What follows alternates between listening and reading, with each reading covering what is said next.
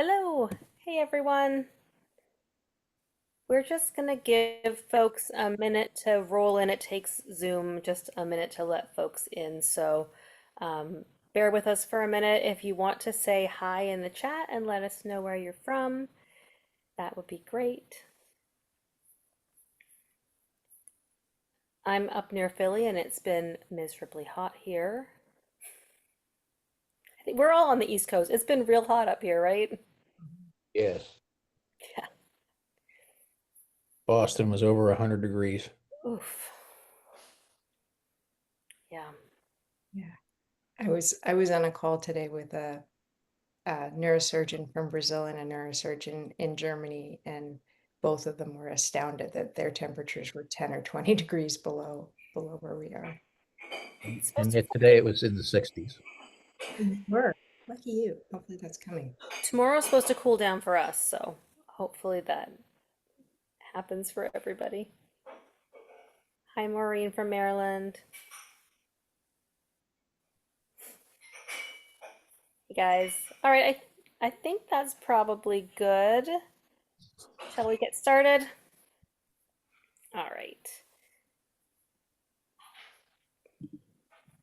Um, Welcome everyone to our webinar tonight. We're really glad that you were able to join us.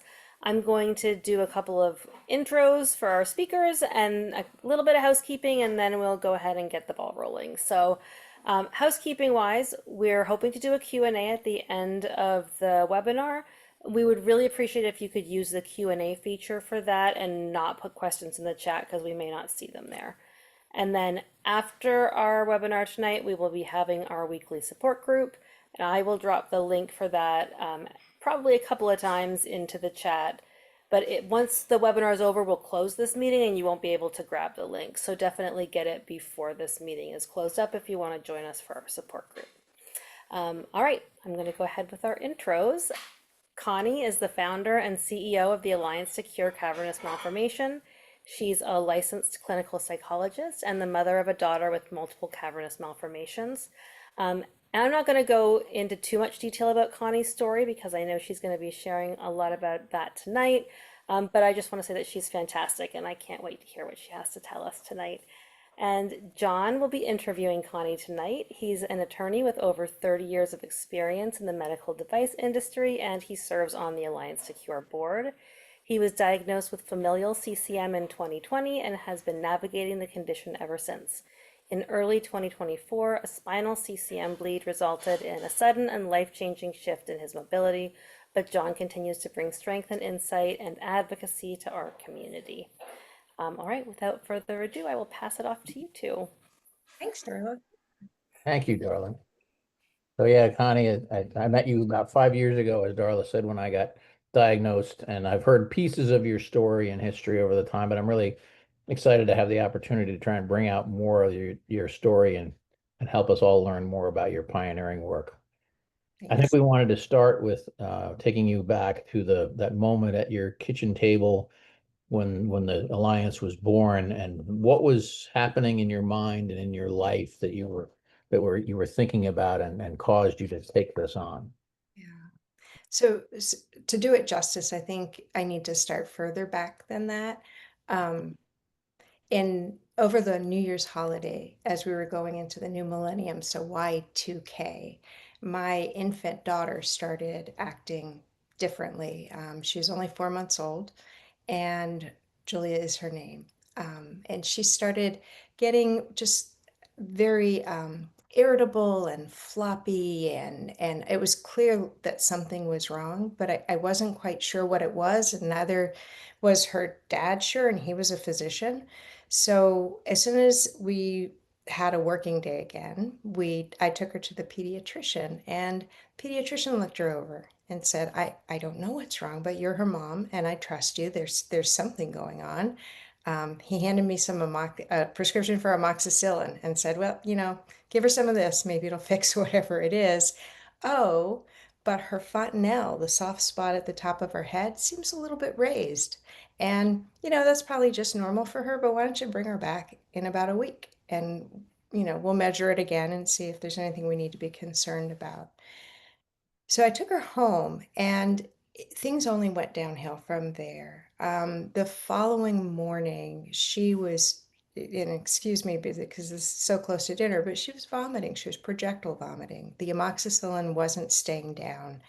And I still didn't know what was wrong. For me, like vomiting means she's got a stomach bug. She has a flu. Something contagious has happened. And so I called him and I said, this amoxicillin is not doing us any good because she's not keeping it down. And I described what was happening. And he said, huh, I'm going to set you up for a CT scan at the Children's Hospital. You need to go there immediately. Don't even stop in the ER. Just go straight to CT and we'll take a look. And I was like, okay. So I called my husband from work and dragged him out. And we headed the hour to the Children's Hospital. And we brought her into the CT scan. And I still am the whole time thinking, oh my gosh, this is the flu. It's the flu. I don't know why we're going through this. Um, and so they took her back and allowed us to sit in the radiology suite in one of the examining rooms. And that again, that's the privilege of having a husband who's a doctor. We were right there. After the CT scan was over, which is just a few minutes, the radiologist came out to us and said, Ms. Lee, your daughter's brain is full of tumors, and we don't know what they are, but we do know that one of them is so large that it has to come out today. And so that was the beginning. That was like, I can't express how completely horrifying that moment was. And I'm sure there are many people who are listening to this right now who have had that same experience of getting a diagnosis completely out of the blue. And in this case, it was my 4-month-old daughter who was going from having a bug, I thought, to having brain surgery that day. By the time that evening she finally got into surgery, she was near death. They call it in extremis. Had she not had surgery that day, had we put it off another day thinking it was the flu, she wouldn't be with us anymore. So she spent 8 days in the hospital.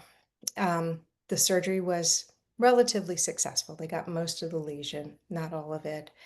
They left a piece of her skull off because was so much swelling. The lesion itself was 4 centimeters in a baby's brain, in the posterior fossa cerebellar part. It was enormous. And of course, we all look at the MRIs and just are horrified by the size of what these things can become. But it wasn't the only one. And I thought, okay, so she had one, this is a fluke. Maybe she's got more in there, but nobody's telling us that there's anything to worry about. And so we went on with our lives. She had a little bit of PT. She got back the head control that she lost. She got back the leg control that she lost, and life went on until 10 months later when she had a second hemorrhage. And then we went through the whole thing over again. And that's when it became real to me that this is something that is not going to end in our lives. It is going to continue on and on and on. We were part of CDR, Child Development Resources, which was an early intervention program that had a parent support group for the kids. And so I felt like I was getting support from people who had all kinds of mixed diagnoses, but um, I, I knew them. We all had medical involvement. We had a lot to talk about. But at age 3, you get chopped off from that. And I was not looking forward to not having another parent to talk to. And so I went online, and this is the year 2001. So online looked really different than it does now. I went online and I found an organization called the National Organization for Rare Disorders, NORD, that is still in existence today. And they had a pen pal list of people who had hemangioma in their diagnosis. And so I wrote everybody on that pen pal list, and I got letters back from a few of them. One was a woman who had one in her liver. She's very nice. She's from the Midwest, and I hope she's doing well now, but that wasn't what my daughter had. Another was from a woman who had a spinal lesion, and she lived in New York City, a little bit younger than me, not a mom. And she was an adult with the condition. And then a third one was a woman who was also an adult with a familial form of the disease who was considering getting pregnant and was getting advice from her surgeons that she should have her lesion removed before she got pregnant. And she was coming to me for advice, like I would know. And I didn't know, but I at least could read the literature a little bit. I was a clinical psychologist. I had stopped working because of all of the medical stuff, but I was a little bit trained, and I had a husband at home who could help with the rest. And so I wasn't giving her advice, but I was recognizing how little information there was for patients on the internet at that moment.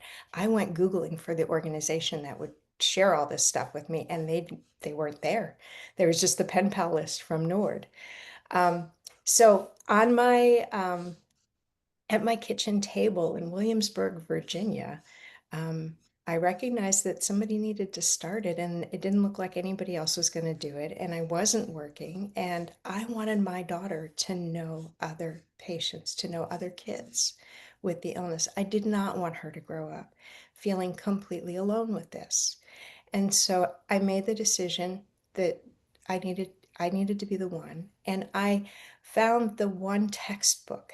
There actually was a cavernous malformations textbook. And I found the two editors. One was Dr. Dan Barrow at Emory, and one was Dr. Issam Awad.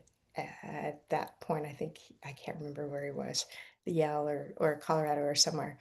And Dan did most of the spine stuff. Issam Awad did most of the brain stuff, so I wrote Issam. And I said, hi, I'm a mom. I'm in Williamsburg. I want to start this thing, this patient organization. What do you think I should do? And I didn't expect to hear back from him. I mean, like, he's some neurosurgeon. He doesn't know me from Adam. But that afternoon, he wrote me back and he said, Connie, this is a great idea. I think you should do this and this and this. And to this day, he is never short on ideas. And I would be happy to be your scientific advisor. So that's how things got started. I filed all the paperwork, got us started as a true organization. I wrote the website, he vetted it. My brother was the first webmaster. Things went up in about 3 months. We started in May, and by August, we had a working website, and we had the contents of what would become our brochure. And with the website came a community board. It was a community bulletin board format forum where people could talk to each other. And that was to me, the most important part. My vision back then was that we have a place where patients could meet each other and a resource where patients could get really good information that was vetted by professionals but written for them, and that we could educate physicians. And so this was the brochure that I had, was created for patients, but was also going to be disseminated to to the physicians that we could reach throughout the country. And pretty quickly after that, we started attending, we, meaning me, I started attending, whoever I could corral into it, started attending medical conferences and having a little table in the sponsor vendor hall with our stuff. So that was 2002, 2003, and it's been a lot since then, a lot of changes. Sure has. Thank you for sharing all of that. So we've kind of covered the initial vision of the support for the families and the patients and informing doctors as well. Maybe getting a little ahead of ourselves. Did you envision treating or curing this disease at that point in time? And what did that, if so, what did that mean to you? Yeah, so it's funny because back then, what what I was told from multiple sources was it makes no sense for patient organizations to fund research because you can't raise the same amount of dollars the grants that the grant seekers could get from NIH, and it's just not a good use of your time or resources. Mhm. And so our idea then was not to be a funder, and we've never really been a big funder for good reasons. What we decided to do pretty early was create shared resources. So around 2000, 2003, 2004, the researchers found me. And you have to understand, I went from being like a mom in Williamsburg to all of a sudden being the world's lay expert on cavernous malformation with absolutely no extra training. I mean, it just is a hat you put on once you put the website up, it's there, the label goes on you. And so the researchers were coming to me trying to get connections with patients. And so that's something we knew we could do. We could create a mechanism for researchers to advertise their work. Then we started meeting as in life, in real life, and we had a patient conference, and the scientists said we want one too. So we organized a patient conference. The first one happened, or a science conference, and the first one happened in 2005. So we are now about to have our 21st one of these. Shortly after that, in 2006, we were asked for tissue from surgeries, and we thought, my gosh, how can we possibly do that? I mean, we're not scientists, we're not big. It wasn't until 2005 that I got the first check from somebody who wasn't a member of my family or friend circle. So it took 3 years in where I got a $50 check from Letty Flatt, a pastry chef in Utah. And I am forever grateful to her and will forever remember her name for that reason. So you can imagine how small we were in terms of finances. But we did it. We pulled it off through some creative financing, through some in-kind gifts from a foundation. We were able to start a tissue bank and begin supplying this precious resource in an efficient way to labs and in an agnostic way to labs around the world. So we had a resource there. And then a little bit after that, we opened up a patient registry. So we started to get all of the data from our families and also know where to find them. And that is still going today. And we really, really hope everybody who's listening to this is a member of at ccmregistry.org, because that's the way we're going to get to a cure. So to answer your question in a shorter way, I always knew we would get to treatments. I was pretty sure we would get to a cure, but it took a long time for cure to actually become part of our vision statement. Um, but it was our work not to do the research itself at that time. It was our work to create the shared resources that would enable the others to do the work. Yeah, I hadn't focused on the tissue bank aspect of it previously. Yeah. And we're now, there was a period of time where the tissue bank was not as needed. And now it is again. So now we are beginning the process of bringing it back, and we'll be asking people pretty soon to make sure that when you get your surgery, you talk with your surgeon about donating the cavernous malformation to our tissue bank so that we can make sure it's used. So, are there programs or initiatives now that you wish had existed when you were first starting on this journey? Well, pretty much everything. That's a silly question, I think. Yeah, pretty much everything. But I think on a personal, very personal level, I think had had there been patient support and education, the world would have looked much different for us to start with. And had there been centers, had I known that the Little Children's Hospital that we went to was not really the only option for my daughter's what turned out to be 4 brain surgeries, that there were better places for her to go, she might, her outcomes might have looked a little bit different. And I for sure would have been going to them for opinions, even if we hadn't done the actual surgeries there. So I think the centers and the centers of excellence, the care guidelines that we have that make sure that that care is consistent and well informed, those have been very critical for on the patient side. And then of course the community we've built. And we're talking to me, but it's not me. There is so much more than me that goes into this. It is every patient that participates, our staff, our board, our donors, our researchers, everybody's working together. And that is what is so exciting.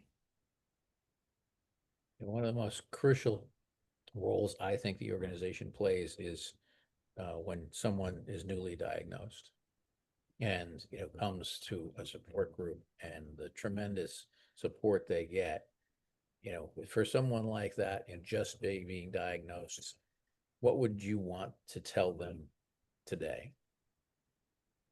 Um, I still talk to newly diagnosed people regularly, like monthly. I have Zooms with with newly diagnosed people. So what do I tell them now? Um, it depends on the situation. The first thing I tell them is, I'm glad that you found us. Um, that I think that that is already something that they have in their back pocket and can offer value in many different ways. I also let them know that everybody's journey is different. So if you see people on the forum, in our community, in our Facebook group, who are less seriously affected, having an easier time, more seriously affected, having a much worse time, that's not necessarily your journey. Your journey is your journey, and it's your role to make the the most informed decisions using the information that we can offer. Um, but then also that lean on us. You don't have to be alone with this. There's no reason anymore that you should be that mom alone in Williamsburg wondering if you'd ever meet another family who's affected. There's no reason. And it doesn't matter where you are in the world. This is international. This is not just the US based group. Yeah, that's another remarkable thing is the scope of the people all over the world that I've met on these calls too. That some have different degrees of accessibility to how they get treated as patients, of whether they're taken seriously even is crazy. It's an amazing journey, and you're right. We all know everybody's symptoms and journey are different. There's also one of the frightening things about it because nobody can predict for you how the journey is going to be. I think we And, met. and Yep. then let me just finish that. The other thing that I tell families that come to me with kids who are affected is to understand that this whole treatment landscape is going to look really different in 5 years. And so they can make decisions now for their kids, but understand that there will be more options. This is not what it's going to look like when their kid is an adult. And so I think that's a hopeful message. As much as it's a little bit hard right now, it's going to get easier. Well, maybe we jump out of order a little bit. Um, where do you want the alliance to be in 5 or 10 years? Let's go there first, and then we can come back to some other things because I think that's an area I think a lot of people would like to understand Yeah. what you foresee. Yeah. Well, I think the vision of the organization, written by our board and with input from staff and from everyone, is that our vision is a cure for cavernous malformation that is accessible, available, and affordable for all. And so that is really where I hope that we are. I hope we're at least part of the way in 5 years, that we have the treatment. It may not yet be accessible, affordable, and available to all, but hopefully we have identified what it is that's going to make the largest difference and perhaps even be the cure. And then the second 5 years, it's a matter of making sure that everybody who needs it can get it. Hope so. Yeah, I hope so too. All right, coming back, these may be some softballs, but so one of them was we wanted to talk about some of the biggest obstacles you faced in those early days. I think you may have mentioned some of them, but are there others you'd like to mention? Well, I think to being taken seriously, there's been a shift in the climate as a whole over these 25, 23 years of the strength of the voice of the patient advocate and how seriously it's taken in circles. It used to be that drug companies would only talk to doctors and we would get completely left out of the conversation when they were coming into trials. Now they come to us. They come to us well before. There's good reason for that because we do a better job. We are as a patient advocacy, patient research foundation, we are able to organize and create efficiencies that individual physicians or even the clinical community can't. So I think that in the obstacles in the beginning were a lot about we knew, I knew a lot back then. Um, it was a matter of being heard and then having enough of a track record of impact, and that you can only get with time, to be able to be taken seriously. And so that is not a problem anymore. We are definitely taken seriously in all circles. I mentioned the financial side. You can only do what you can afford to do. And so that was, that was a big deal. But I think just as big was this who are we? We're just moms. Just moms. No. Okay. But yeah, and I get the same impression from neurosurgeons I've talked to about the awareness that you and the organization have been able to raise and the thought that goes into when they're looking at patients who have these lesions that maybe they can or cannot do anything with them, but if nothing else, they're recognizing them more Mhm. and thinking about, okay, future treatments, and maybe there's other things to do. Yeah. Okay, let's go back to some. Can you identify some milestones or breakthroughs? Let's go get positive on things in which you really take pride that have been accomplished over the years with the organization. Yeah. There have been so many. I started writing out a list and went, oh my gosh, this is just this. How many hours do we have together?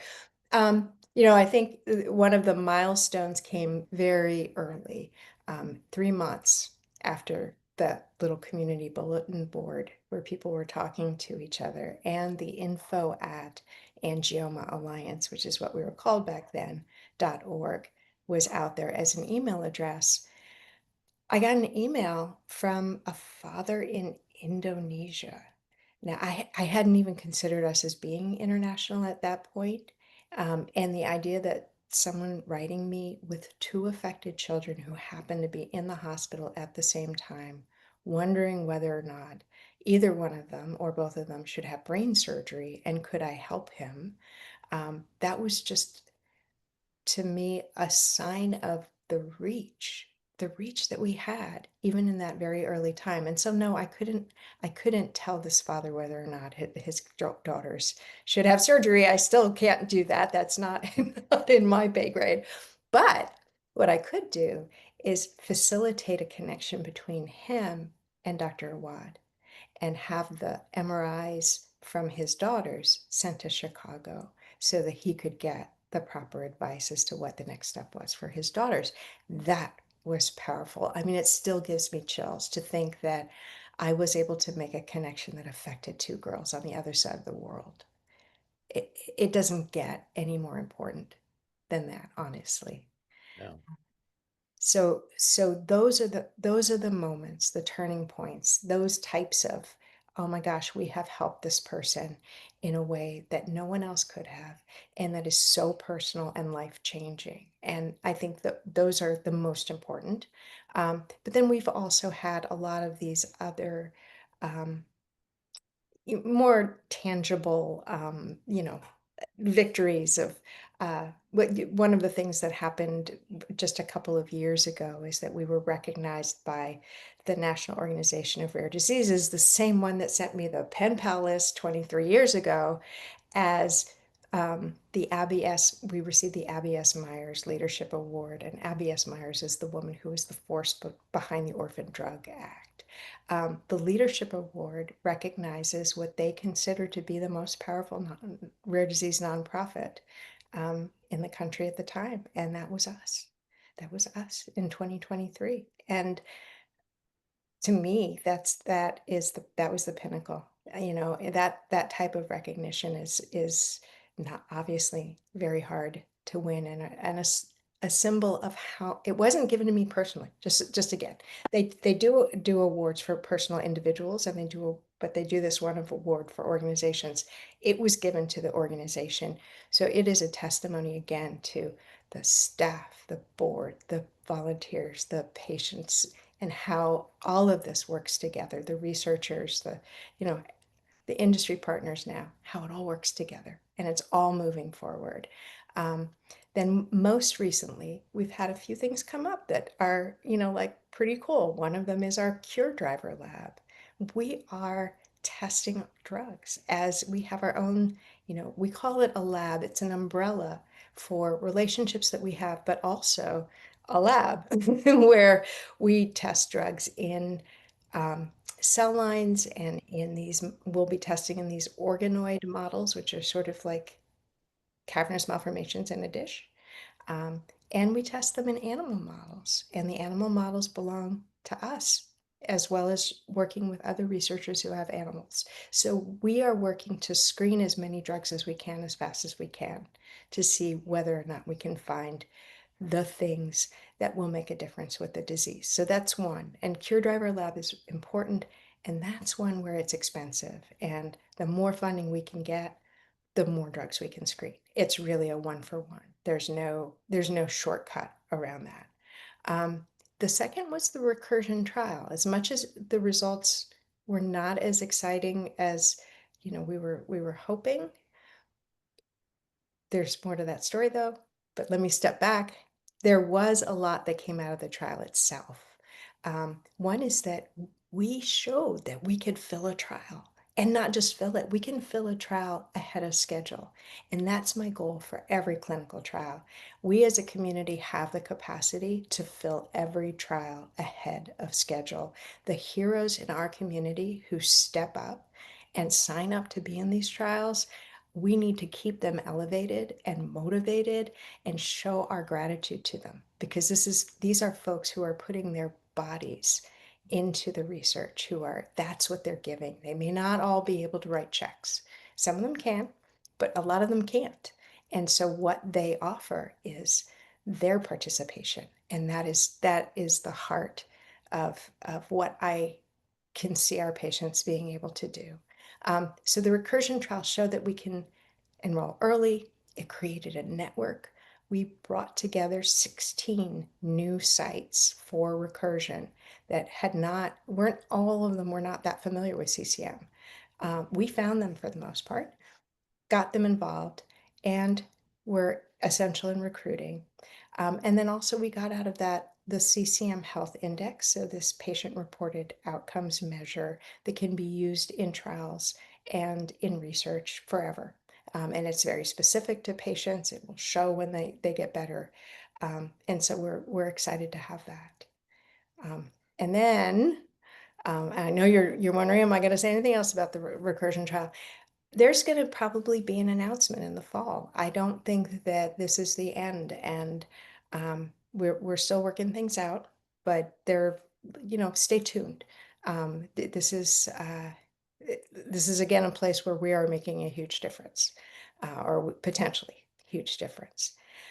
And then the last thing most recently is the focused ultrasound program that I'm extremely excited about, and that would not be anywhere had we not picked up and said, hey, it's time to do a clinical trial. So about a year and a half ago, I said with Richard Price, the PI, hey, it's time to do a clinical trial. So at this point, we have in hand the second revision of a protocol that is going to be going out to get funded and going to the FDA.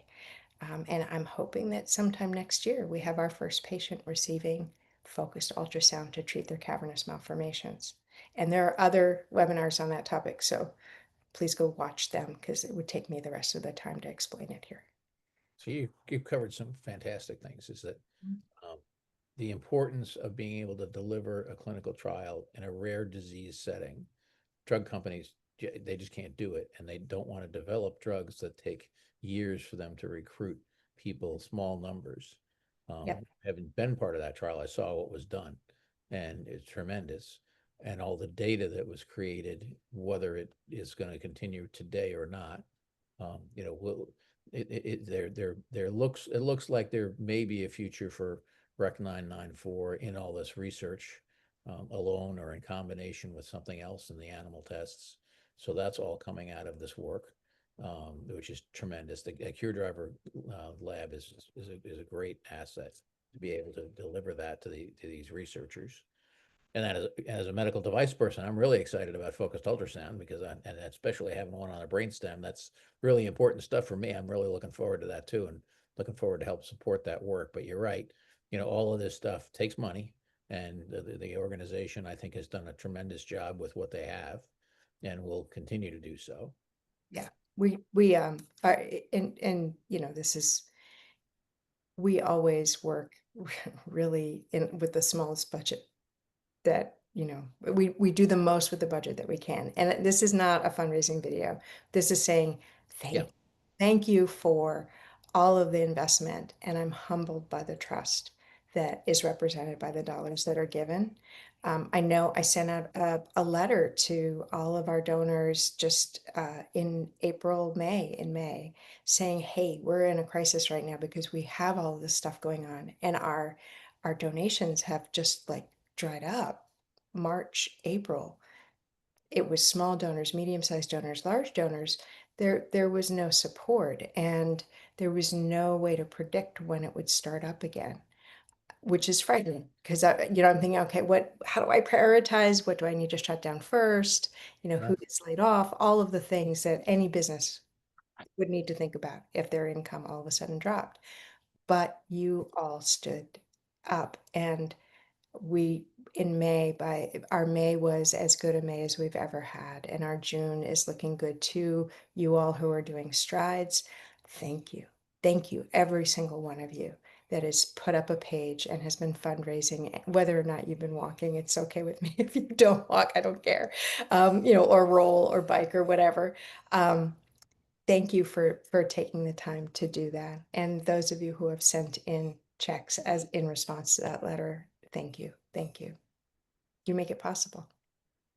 Let's switch gears a little bit because the name change. Yeah. Uh, Angioma Alliance to Alliance to Cure Cavernous Malformation. Can you explain or how the organization has evolved and what the thinking was of the name change? Yeah. So, the name that was given to me when my daughter was diagnosed back in the day was cavernous angioma.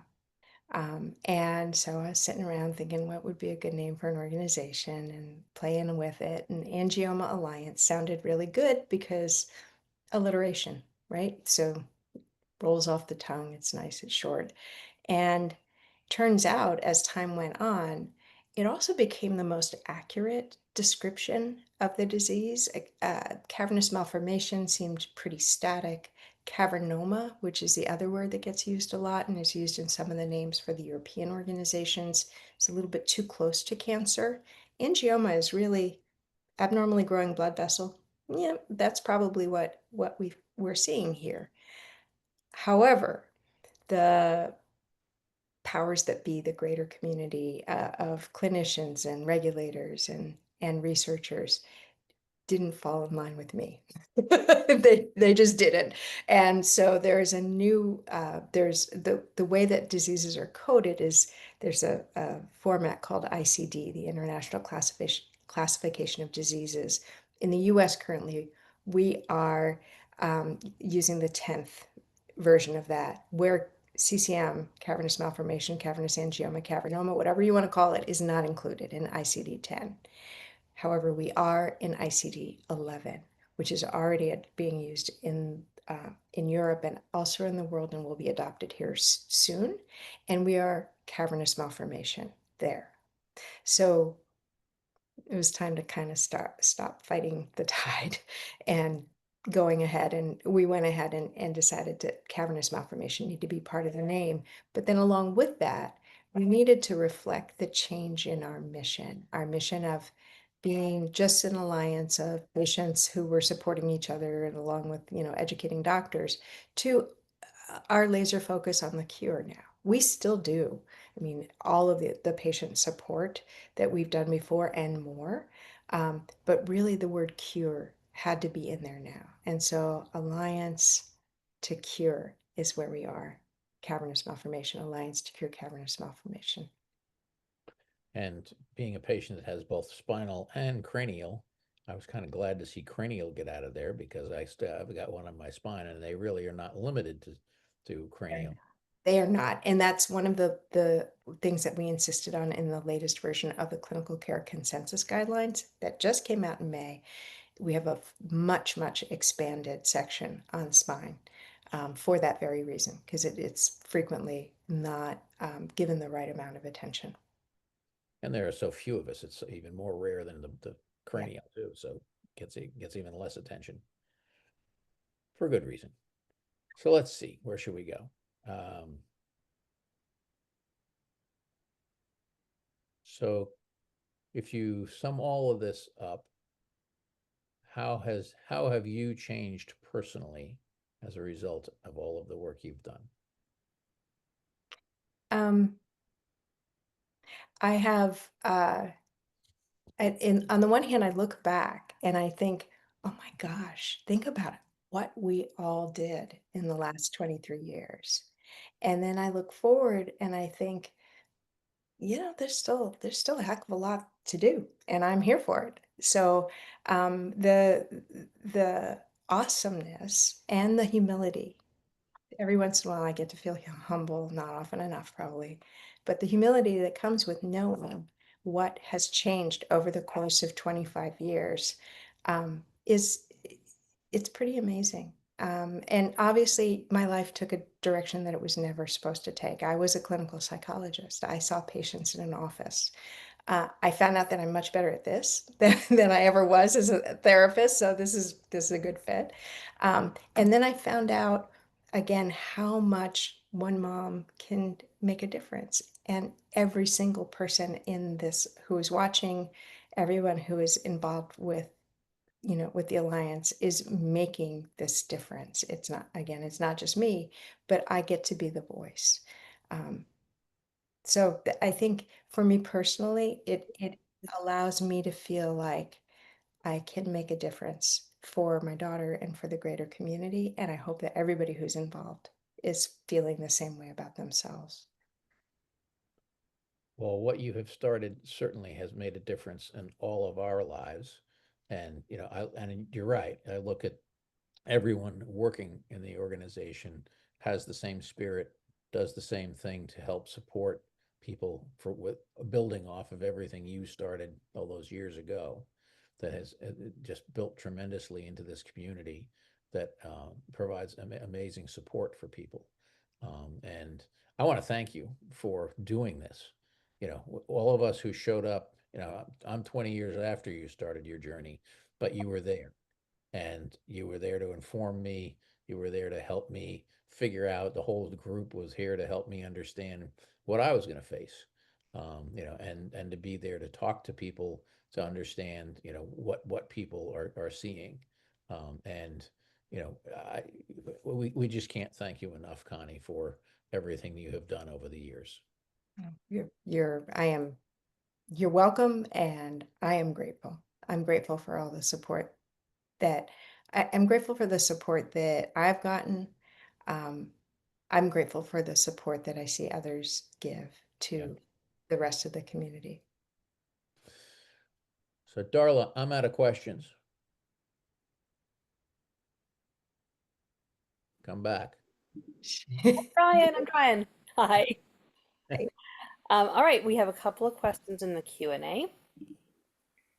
And feel free to add a few more if you, oh, there comes another one. Wonderful. All right. So the Alliance is awesome. Thank you, Connie. This person just had spinal surgery 4 weeks ago, and they saw three neurosurgeons before going to a center of excellence. The three neurosurgeons never mentioned the Alliance or the centers of excellence. Is there a way to get this info out to as many neurosurgeons as possible? We're working on it. I think this year we started to put an umbrella over all of our medical outreach, but also adding a lot of more one-on-one support for patients. But the part of the medical outreach is that we were able to secure a list through health claims data of all the neurosurgeons that see our patients. And we are now working on ways to get information out to them about us, but actually about the care guidelines, since that's what they really need. So that they do need us. They do need to send people to us. But in case folks don't follow up with that, they at least need to be giving the right information. So hopefully, over the next couple of years, this is not an easy project because there are like 11,000 neurosurgeons who are seeing our patients right now in the U.S. alone. And we're going to chip away at getting the information out to them. Yeah, great question. And thank you, Connie.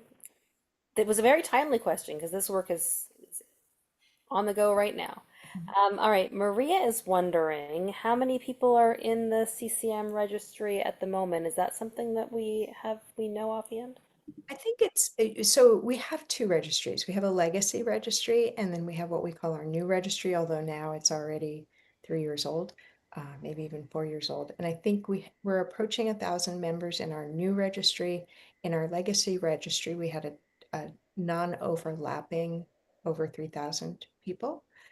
So 4,000 between the two of them. Still fractional compared to how many of you are out there, though. So please, ccmregistry.org. That's where you can sign yourself up. Takes about 20 minutes. Very good.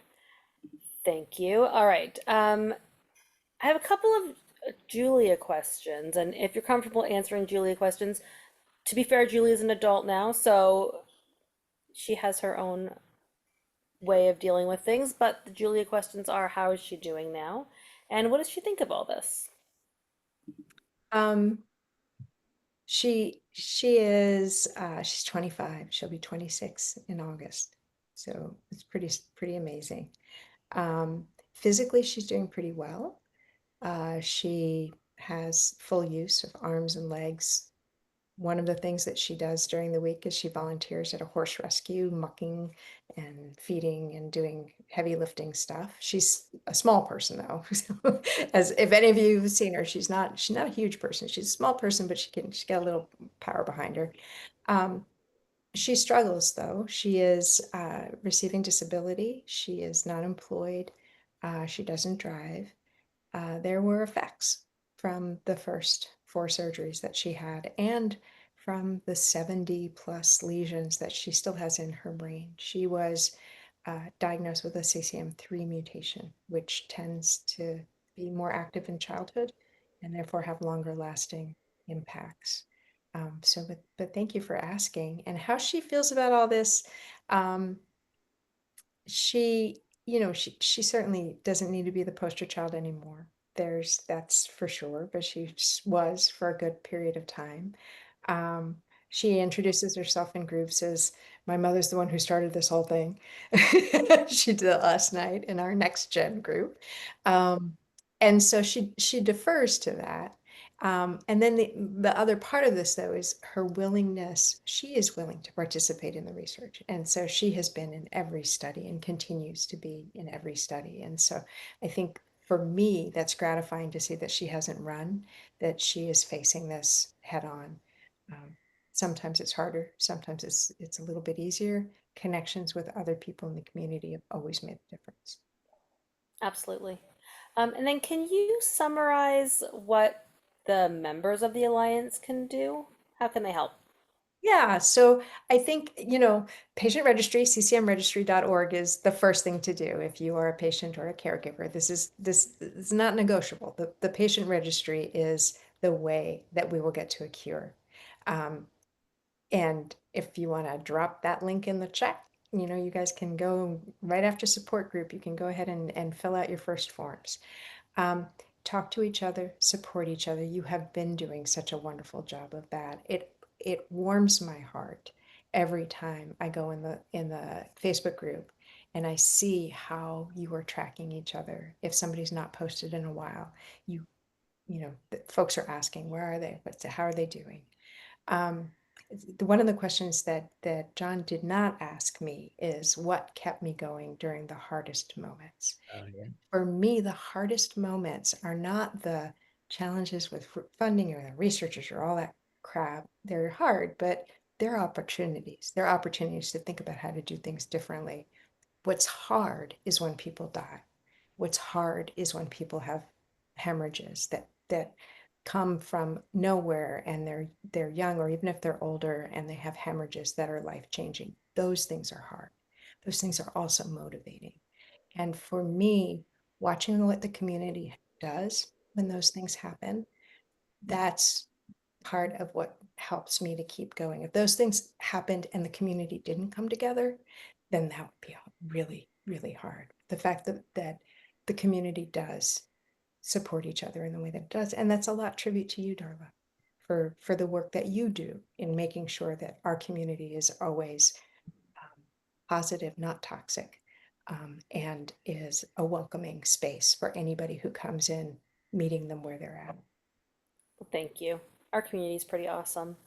Um, just real quick about the registry, can you talk a little bit about how we protect people's privacy and that sort of thing?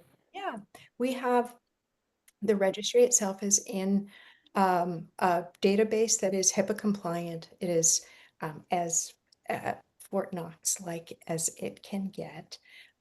Then if we use the information that's in the registry, it's always de-identified. So anything about you that might indicate who exactly you are is removed from it. But we never share individuals' data. We only ever share aggregated, so grouped together data. Um, and if we ever need to work with it in our own files, we have a storage system that is, again, HIPAA compliant for personal health information. So all along the way, we've put in security to make sure that your data is as private as it can possibly be. Great, thank you. All right, switching gears, do we have a goal for a number of centers of excellence? Well, as many as we can get. There's sort of some natural limits because part of the requirements for centers of excellence, there are two that become limiting factors. One is patient volume. They need to see at least 50 patients a year. So that automatically cuts out a significant number of places. And then the other, right now, we're looking at this criteria because it's a little bit hard for places to meet, but they're supposed to have a research program. And with funding the way it is right now, that's pretty limiting, which is why we're looking at it and seeing if there are creative ways. But the spirit of that is that they're supposed to be giving back to the greater community of CCM, not just to the patients in their institution. They're supposed to be making their mark in a national way. And so that, again, is a limitation. We have 12 centers of excellence, I think, and 8 CCM clinical centers. Clinical centers, unlimited number. They need to see 25 patients. They don't have to have a research program. They just need to have integrated multidisciplinary care. Anybody can do that. So that's really where the goal and the push is right now, is to get those centers out. And then the centers of excellence will come out at a slower cadence. Thank you. Um, you kind of talked about it, but can you elaborate a little bit about the difference between a clinical center and a center of excellence? Yeah. I mean, I think those are the basic things. The clinical centers truly are intended for good clinical care. When you go there, very likely you're going to get as good a care as you get at a center of excellence. The difference is the profile of that center in the bigger picture. Are they doing research? Are they, in some ways, making a difference on a national level? Thank you. And the volume is somewhat different, 50 versus 25. And that can make a difference though, in just how many of the, for example, providers have the same depth of knowledge of the disease. You Yeah, can get more people, more providers in a center of excellence. yeah, absolutely. All right. Amy is wondering if, as patients, we can help distribute literature to our own neurosurgeons. Yes, you can. If you have a neurosurgeon that is not at a center of excellence, we're hoping that all the Center of Excellence folks have the clinical care consensus guidelines update. Um, but if you have a surgeon who doesn't happen to be at one of those, print out those clinical care consensus guidelines that are on our website, or you can just give them the reference, but really print them out. So, because they're never going to click on the link, just go ahead and give them the paper. Yeah, sounds good. Um, I was wondering if there's a time or an event or is there something over the last 20 some odd years that is like a kind of core memory for you of something really special at the Alliance? I know I'm totally putting you on the spot. Yeah, no, I mean, there's a whole bunch of them, but I think one of them is sort of peripheral to the alliance, but like was critical, I think, to our development, unknown to me at the time. So there was a year where I took a year off. I was on sabbatical. It had been a hard year. Julia had a spinal surgery to correct scoliosis, but she coded on the table and we almost lost her, and it was horrific. It was as bad, actually worse than when she was first diagnosed in terms of the impact on me. And there were a lot of other things going on with me personally, and it seemed like a good time to spend more time focusing on CCM3 and also on just my daughter. Um, we got in the car during that year, we got in the car, and this is one of my psychological coping mechanisms that is now not so private. We got in the car and we started driving around, planned, um, with camping equipment on the top of the car, and we planned to be on the road for 6 months, just driving around the country and visiting national parks and museums and seeing the world. But the other thing we did was we stopped at every single patient's house that we knew. We held gatherings, patient gatherings in 32 cities over the course of that time that we were traveling. We, was one of the folks that we visited. And we were there for her son's birthday party. You know, we just crashed parties as but the folks whose guest rooms we slept in, the folks who were part of this amazing journey for us, became close and became a real core of bringing this group together. And I think that that still is true. The pandemic was hard because we couldn't see each other face to face. And now that we're seeing each other again, I feel like we're building and building more than we could have, again, over Zoom. Zoom is great, not the same as giving people a hug or sleeping on in their in their guest room. And still, again, still today, it's been 12 years since we did that. If I have something like the CCM Care Act and I need somebody to go talk to their senator's healthcare liaison, first people I call are the folks whose guest rooms I'm familiar with. And they always step up, always step up. Love that. All right, well, we are quickly running out of time, but I think this is a great question to end on. And I don't know if well, let's see what you know. You know everything. So, how are we doing in terms of like centers of excellence around the world? Is that a thing that's Yeah, happening? we are, it's not part of our mission at this moment. Certainly, Canada has an active group there that's working on designating centers of excellence, including Toronto. Um, the UK group has had their advisory board make some suggestions about not doing centers of excellence, not having that designation. So I think on a country by country basis, there are choices being made. In Europe, there is the European Reference Network, and that allows people to go to centers where there are specialties in epilepsy. And I think there's also one on vascular anomalies, and those are networks around Europe. So we need to work with the organizations that are in country. We can't just go and put American standards and values into institutions that are not here. Yeah, that makes sense. Yeah.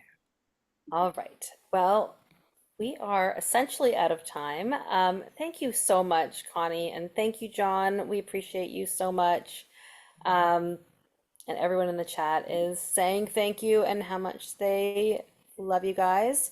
I just put the link again for support group, so we will start support group in about 2 minutes for anybody that wants to hop on. We keep it pretty casual, so feel free to just come hang out with us for an hour and grab that link before we close this Zoom because you won't be able to get it once we do.